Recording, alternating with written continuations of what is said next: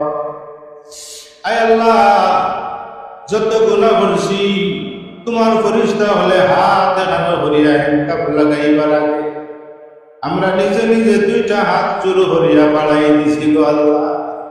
আমরা স্বীকার করি আর আমরা খুশি, আমরা তুমি মাফ করে দেয়।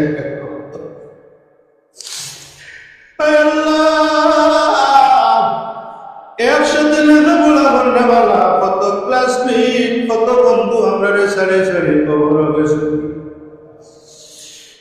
আল্লাহ। আমরা কত আপন জন আমরা সাড়ে সাড়ে দুনিয়া থাকি গেছেন কি গো আল্লাহ। জানি না আমার হায়াত জমিন কতদিন তুমি বাকি রাখছো আল্লাহ। ও আল্লাহ, মরণের আগে আগে জীবনের সব গুনারে তুমি মাফ করে দাও আল্লাহ। যারা হাত বাড়াইছি আমি জানি না, তুমি জানো খারাপ মা নাই খারাপ বাবা নাই আল্লাহ। একটা সময় ছিল মা বাবা চকুর সামনে আসলা, কিন্তু আমরা টেকার মালিক আসলাম না।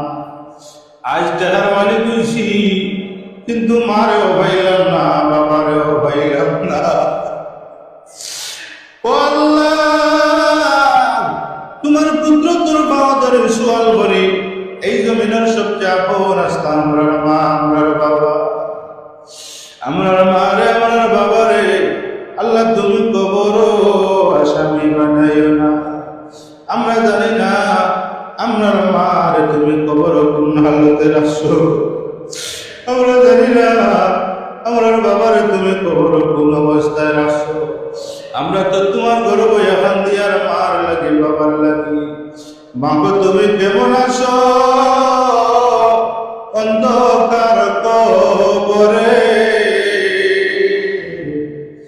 তোমার সন্তান কান্দে মাগো মসজিদে বসে। আব্বু তুমি কেমন আছো অন্ধকার কবরে? বাবা তোমার সন্তান কান্দে মসজিদে বসে। আল্লাহ, আমাদের সবার মা বাবাকে তুমি মাফ করে দাও।